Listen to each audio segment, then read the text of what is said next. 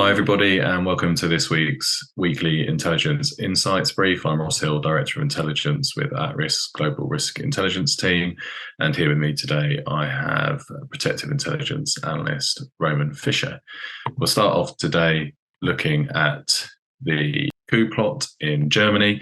25 suspected supporters of the Reichsbürger group, or the Reich Citizens Movement, were detained last week for plotting to overthrow the German government.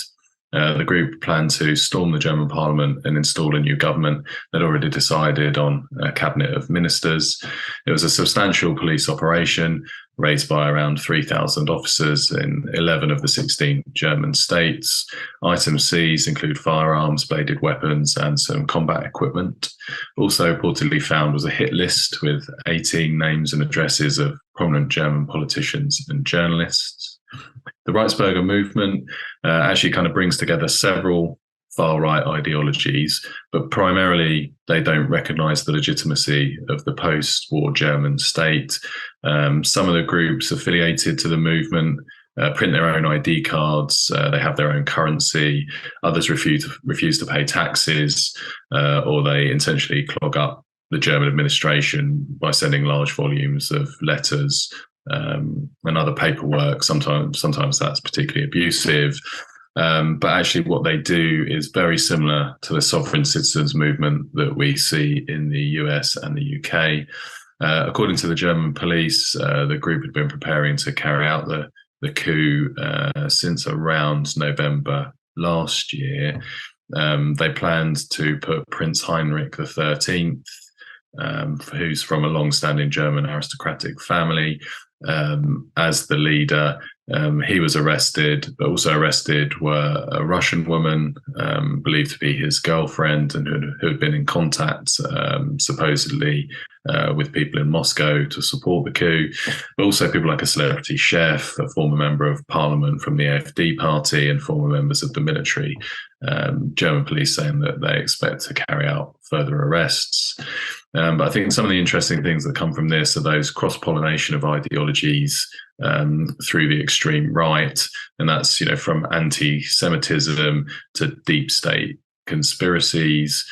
That's happening in the online space particularly.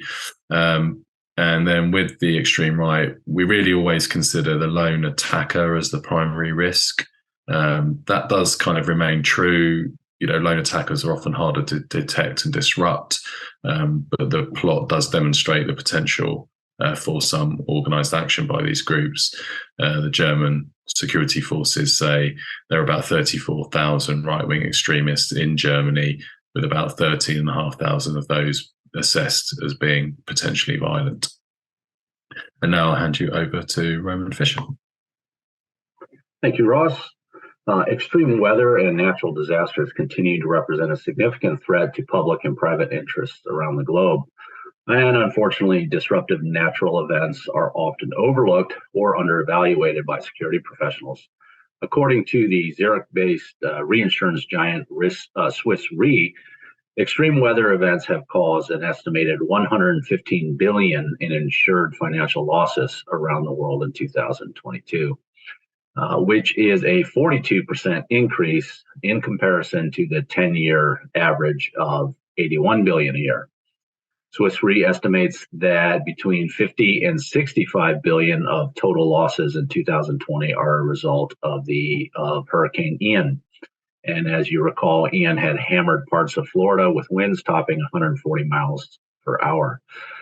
The reinsurance firm ranked Ian as the second costliest natural disaster of all time, second to Hurricane Katrina.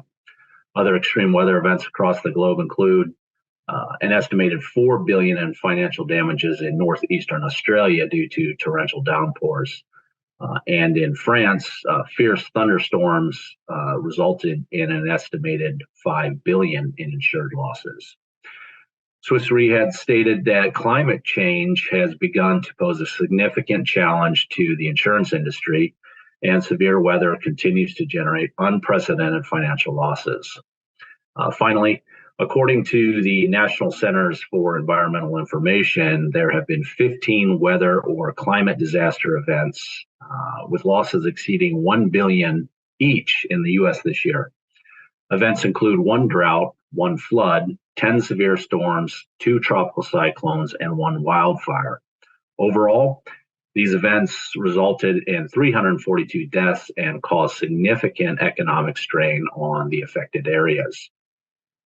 And that's what we have for you today. We appreciate you spending a little time with us here at Risk International. We hope you found the information valuable, and we hope to see you again soon.